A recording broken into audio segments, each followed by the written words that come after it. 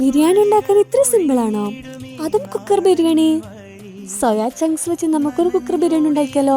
ഇതുണ്ടാക്കാൻ വലിയ പാടൊന്നുമില്ലെന്നേ. ഒരു കുക്കർ എടുത്ത് ആവശ്യത്തിന് ഓയിൽ ഒഴിച്ച് കട്ട് ചെയ്ത് വെച്ച സവാളയും പച്ചമുളകും ചേർക്കാം. അതിലേക്ക് ആവശ്യത്തിന് സ്പൈസസും ജിഞ്ചർ ഗാർലിക് പേസ്റ്റും ചേർത്ത് ഉപ്പും ചേർത്ത് ഇളക്കാം.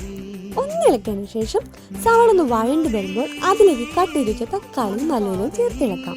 ഇതിലേക്ക് ആവശ്യത്തിനുള്ള പൊടികളൊക്കെ ചേർക്കാം. മഞ്ഞൾപ്പൊടി, മുളക് പൊടി, ഗരം മസാല, മല്ലിപ്പൊടി, ബിരിയാണി മസാല ഇത്രയും ചേർത്ത് നന്നായി വഴറ്റിയതിനു ശേഷം വേവിച്ച് വെച്ച സോയാ ചങ്ക്സ് നമുക്ക് ആഡ് ചെയ്യാം. അതിലേക്ക് ഈ മസാലകളെല്ലാം പിടിക്കുമ്പോഴേക്കും കഴുകി വെച്ച ബിരിയാണി അരി ചേർത്ത് അതിലേക്ക് ആവശ്യത്തിനുള്ള വെള്ളവും ഒഴിച്ച് 2 വിസിൽ വരാൻ വേണ്ടിയിട്ട് കുക്കർ അടച്ച് വേവിക്കാം. 2 വിസിൽ വന്നതിന് ശേഷം ബിരിയാണി റെഡിയായേ. വലിയ പണികളൊന്നുമില്ലാത്ത ഈസി ആയിട്ടുള്ള മസ്റ്റ് ട്രൈ ആയിട്ടാണ്. ഇതെല്ലാവരും ട്രൈ ചെയ്ത് ഫീഡ്ബാക്ക് അറിയിക്കണേ. ബൈ.